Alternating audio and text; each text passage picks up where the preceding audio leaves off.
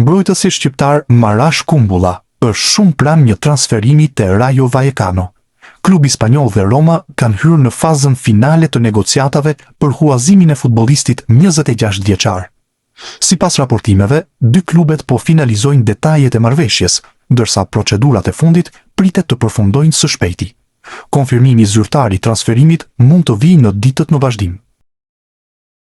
Ernest Munçi vjon formën e tij fantastike me fanelën e Trabzonspor, teksa ditën e sotme ka rrëmbyer sërish skenën në duelin miqësor ndaj Udinezes, skuadrës që militon në Serie A italiane. Ylli i kombëtares shqiptare realizoi në minutën e 4 një gol fantastik me të brendshme nga cepi i majt i zonës duke surprizuar portierin Pjana, teksa i dha avantazhin skuadrës turke.